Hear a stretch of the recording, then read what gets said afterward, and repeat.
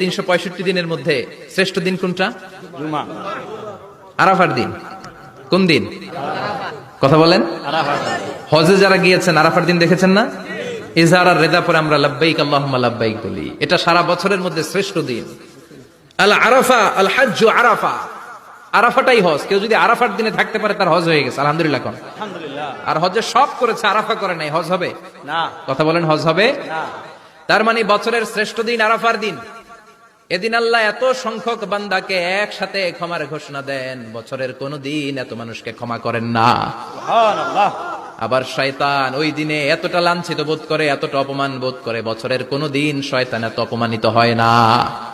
এজন্য বিশ্বনবী বলেছেন খায়রুদ দুআ দুআ ও আরাফা।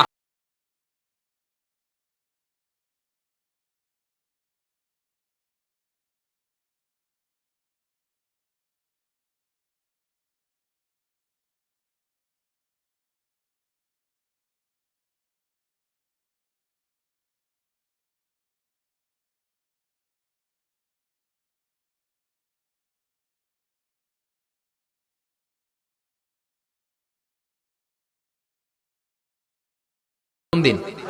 এবার বলেন বছরের সবচেয়ে শ্রেষ্ঠতম রাত কোনটা?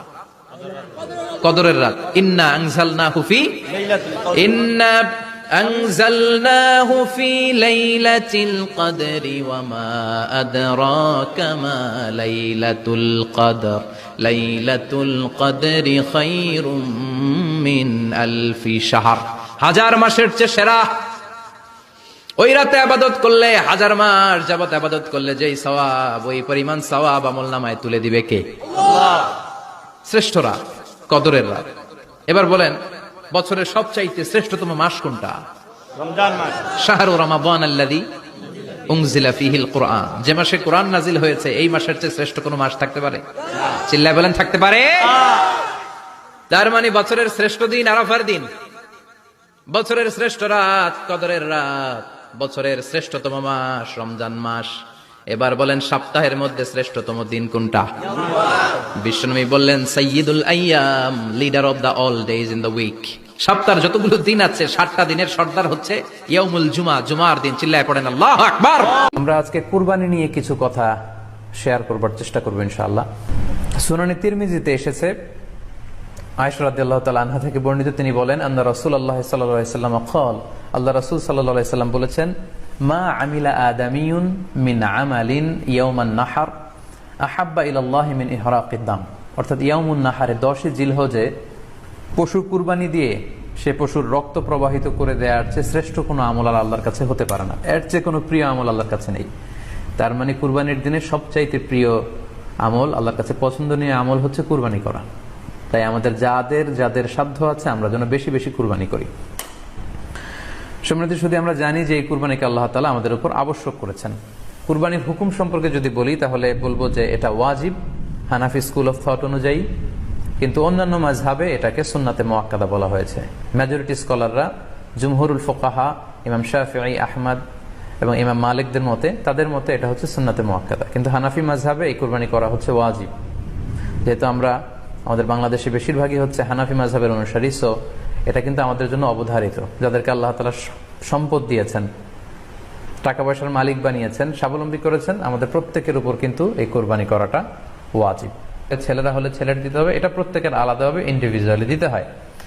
এবং সেক্ষেত্রে ওনারা দলিল দিচ্ছেন সুনান ইবনে মাজার একটি হাদিস, হাদিসটি সহিহ, যেখানে আল্লাহ রাসূল সাল্লাল্লাহু আলাইহি ওয়াসাল্লাম বলেছেন, মান কানা লাহু সাআহ, যার সামর্থ্য আছে কিন্তু ওয়ালাম ইউদাহি, সামর্থ্য থাকার পরেও সে কুরবানি দেয় না, ফালা ইয়াকরাবান্না মুসাল্লানা, সেজন্য ঈদুল আজহার দিন আমার ঈদগাহে না আসে নামাজ পড়তে। আল্লাহ রাসূল সাল্লাল্লাহু আলাইহি ওয়াসাল্লাম হুঁশিয়ারি বাণী ঘোষণা করেছেন, ধমক দিয়েছেন যে সামর্থ্য থাকার পরেও যে কুরবানি দেয় না সেজন্য। আল্লাহ বললেন, ইব্রাহিম দেখি তোমার হৃদয়ে আমার জায়গা কতটুকু, যাও কলিজার টুকরা সন্তান ইসমাইলের গলার মধ্যে তলোয়ার লাগাও। সাইয়েদনা ইব্রাহিম বিয়ে করার পর থেকে আল্লাহর কাছে চাইতে চাইতে শেষ, মাগার সন্তান হয় না। ওনার প্রথম সন্তানটা হয়েছিল সাইয়েদনা ইসমাইল যখন জন্মগ্রহণ করেছে, ইব্রাহিমের বয়স ছিল 86 বছর। সুবহানাল্লাহ কইতে মনে চায় না? এই এলাকায় আসেনি 86 বছর বয়সে সন্তান হয়েছে? হ্যাঁ, এরকম শক্তিশালী পুরুষ কেউ আছে? 86 বছর বয়সে তো হাঁটতেই পারে না। কথা কন। সাইয়েদনা ইসমাঈলকে যখন আল্লাহ তাআলা সাইয়েদনা ইব্রাহিমকে উপহার দিয়েছেন, তখন সাইয়েদনা ইব্রাহিমের বয়স, চিল্লায় বলেন কত? 86 বছর বয়সে যে কলিজার টুকরা সন্তানটাকে হাতে পেলেন, চাঁদের মতো সুন্দর ছেলে। আল্লাহ বললেন, দেখি আমার হৃদয়ে তোমার জায়গায় কতটুকু, ইসমাইল রে জবাই করো। বলতে দেরি, ছুরি লাগাতে দেরি হয় না। এরপরে উনি ওনার কলিজার টুকরা ছেলে সাইয়েদনা ইসমাইলের সাথে কি ডায়ালগ মারলে, সেটাও কোরআনের ভেতরে আছে না নাই? فلما بلغ معه السعي قال يا بني إني أرى في المنام أني أذبحك فانظر ماذا ترى। তিনি ছেলেরা ডেকে বললেন, ও আমার কলিজার টুকরা ছেলে ইসমাইল, গত রাতে আমি স্বপ্ন দেখেছি যে আমি তোমাকে জবাই করছি। ফানজুর মাযা তারা, তোমার অভিমত কি, অপিনিয়ন কি জানাও। সুবহানাল্লাহ বলেন। ছেলেরা বললেন, আমি স্বপ্নে দেখেছি তোমারে জবাই করতেছে, তোমার অভিমত কি? আমগরে যদি আমগো আব্বারা কইতো, কইতাম আমার দেখেন না, বড়টারে দেখছেন। কথা কন, বড়টাই কইতো আমার না মাজ্জাডারে দেখছেন, মাজ্জাডারে কইলে কইতো ছোটটারে দেখছেন। কথা কন, আমরা এটা কইতাম না? 100% আমরা এরকম উত্তর দিয়ে দিতাম। চিল্লায় কোন ঠিক কিনা? কিন্তু সাইয়েদনা ইসমাইল কেমন ছেলে, বাপ কা বেটা সিপাহী কা ঘোড়া, কুছ না হতো থোড়া থোড়া, ঠিক কিনা? ছেলে বলল, ইয়া আবাতি ফআল মা তু'মারু সাতাজিদুনি ইনশাআল্লাহু মিনাস সাবিরিন। কি ছেলে, আমগডিও পোলা ওইটাও পোলা, পার্থক্য আছে না নাই? ছেলে কয়, বাবা আমি তো ডরাই না, আমি ডরাই আমনেরে লইয়া। আমনে ডরান কিনা, আপনি ভয় পেয়ে যান কিনা, ওই টেনশনে আমি আছি। আপনি যে আমার এত মায়া করেন, আপনি যে আমার এত ভালোবাসেন, আমাকে শুইয়ে দিয়ে যে জবাই করবেন, ফিনকি দিয়ে যে রক্ত ছুটবে, আপনি ভয় পেয়ে যান কিনা, ওই ভয় আমি পেয়ে যাই। আমার অন্তরে কোনো ভয় নাই। ইয়া আবাতি ফাআল মা তু'মার, বাবা যেমনটা আদিষ্ট হয়েছেন ঠিক তেমন তেমন করেন। সাতাজিদুনি ইনশাআল্লাহু মিনাস সাবিরিন, ইনশাআল্লাহ আপনি আমারে ধৈর্যশীল পাবেন। এরকম ছেলে আমাদের ঘরে ঘরে থাকার দরকার আছে না নাই? তার মানে বাপ বেটা কি ডায়ালগ মারছে, কোরআনে তুলে দিল কে? আমি আপনাদের খেদমতে সূরাত আল বাকারার 124 নম্বর আয়াত তেলাওয়াত করেছি। এই আয়াতে আল্লাহ তাআলা একজন প্রসিদ্ধ নবীর ব্যাপারে কিছু তথ্য দিয়েছেন। এই তথ্যগুলো আজকে আমরা শুনবো ইনশাআল্লাহ। পড়েন। রব্বুল আলামিন বলেন, ওয়া ইয বিতালা ইব্রাহিমা রাব্বুহু বিকালিমাতিন ফাতাম্মাহুন্না ক্বালা ইন্নী জাঈলুকা লিন-নাসি ইমামা। সুবহানাল্লাহ পড়েন। যেই নবীর ব্যাপারে আল্লাহ তথ্য দিলেন, ওই নবীর নাম ইব্রাহিম আলাইহিস সালাম। সবাই বলেন কি নাম? চিল্লায় বলেন কি নাম? আল্লাহ বলেন, নবী স্মরণ করুন সেই সময়ের কথা যখন আমি আমার খলিল ইব্রাহিমকে অনেকগুলো বিষয়ে পরীক্ষা করেছিলাম, আর আমার খলিল ইব্রাহিম প্রতিটা পরীক্ষায় গোল্ডেন এ প্লাস পেয়েছে। প্রতিটা পরীক্ষায় সফলতার সাথে আমার ইব্রাহিম উত্তীর্ণ হয়েছে। আর ফলাফল স্বরূপ আমি বলেছি, ইন্নী জাঈলুকা লিন-নাসি ইমামা। ইব্রাহিম, এতগুলো কঠিন পরীক্ষা নিলাম, একটাও ফেল মারলাম না, সবগুলাই পাস। যাও, এর বদৌলতে তোমার আমি গোটা বিশ্বের মানুষদের ইমাম বানায় দিলাম। ইমাম মানে নেতা। ইমাম মানে কি? নেতা। নেতা হওয়া এত সহজ না। আগুনে পুড়িয়ে পুড়িয়ে যেমনি খাঁটি সোনা বানানো হয়, তেমনি কষ্টি পাথর দিয়ে যাচাই করে করে, পরীক্ষা করে করে আল্লাহ তাআলা সাইয়েদনা ইব্রাহিমকে এই মর্যাদার আসনে বসিয়েছেন। আল্লাহ বলে, অনেকগুলো পরীক্ষা আমি নিয়েছি সাইয়েদনা ইব্রাহিমকে।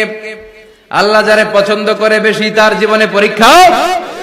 বিশ্বনবী বলেন, আশাদ্দুন নাসি বালাআন আল আম্বিয়া। এই দুনিয়ার বুকে সবচাইতে বেশি পরীক্ষা নেয় আল্লাহ নবীদের।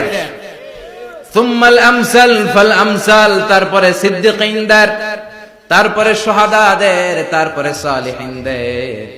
ইবতালার রাজুলু আলা হাসাবি দীনিহি, যেই ব্যক্তির দিনদারি বেশি, তার জীবনে পরীক্ষা।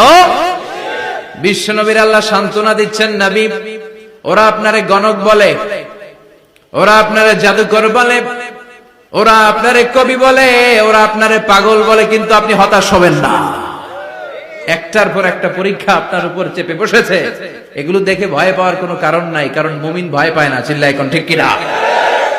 ও নবী, আপনি বিচলিত হবেন না, হতাশ হবেন না। আপনার আগে যেই নবীরা ছিল তাদের জীবনেও পরীক্ষা ছিল কি ছিল না? আমি আমার খলিল ইব্রাহিমকে অনেকগুলো পরীক্ষা নিয়েছি, প্রতিটা পরীক্ষায় সাইয়েদনা ইব্রাহিম পাশ করেছে। বিশ্বনবীকে আল্লাহ সান্ত্বনা দিচ্ছেন, সুবহানাল্লাহ পড়েন। বিশ্বনবী হতাশ হবেন না, ডোন্ট বি স্যাড, লা তাহজান, নেভার লুজ হোপ। ও নবী আশা হারাবেন না। আপনার উপর যেমন পরীক্ষা আছে, সাইয়েদনা ইব্রাহিমের উপরও পরীক্ষা ছিল। সবার উপর আমি পরীক্ষা নেই। আপনারে ওরা কবি বলে গালি দেয়, গণক বলে গালি দেয়, জাদুকর বলে গালি দেয়, পাগল বলে গালি দেয়। যুগের ব্যবধানে এই গালিগুলো আছে, কিন্তু নামগুলো চেঞ্জ হয়েছে। চিল্লা এখন ঠিক কিনা? এখন আমাদেরকে কবি বলে না, গণক বলে না, পাগল বলে না, এখন আমাদেরকে বলে কাঠ মোল্লা, এখন বলে রাজাকার, এখন কয় যুদ্ধাপরাধী। গালি আছে না নাই? গালির ভার্সন চেঞ্জ হয়, ট্যাগ লাগানোর সিস্টেম চেঞ্জ হয়, কিন্তু ট্যাগ আছে না নাই? আল্লাহ নবীর সান্ত্বনা দিয়ে বলে, নবী ভয় পাবেন না, চিন্তিত হবেন না।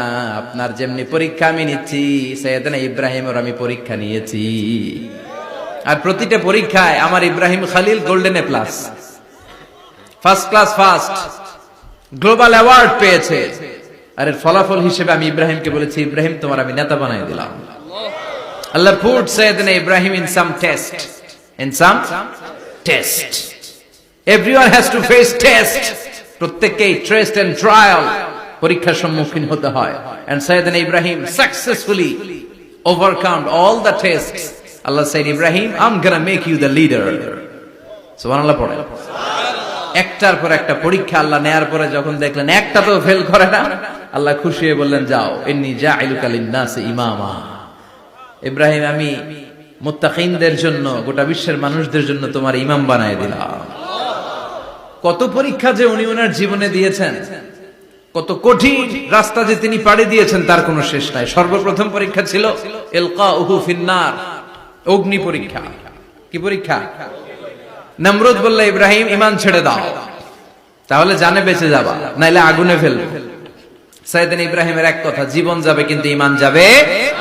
ঈমানের পথে অবিচল থেকে আমার মরণ যেন হয়, তোমারই কাছে মিনতি আমার, তোমারই কাছে মিনতি আমার। মহামহিম দয়াময়,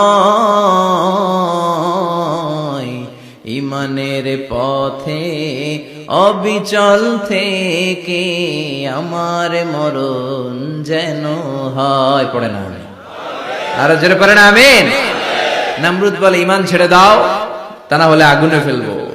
সাইয়েদনা ইব্রাহিম বলে, জীবন যাবে কিন্তু ঈমান যাবে। তার মানে আগুনের পরীক্ষায় পাস। চিল্লায় বলেন, আগুনের পরীক্ষায়। পরীক্ষা নাম্বার 2, একটার পর একটা পরীক্ষা নিতে আল্লাহ শুরু করলেন। আল্লাহ বললেন, ইব্রাহিম যাও, কলিজার টুকরা সন্তানকে আর হাজারকে, আমরা ওনারা ডাকি বিবি হাজরা, আমরা কি ডাকি?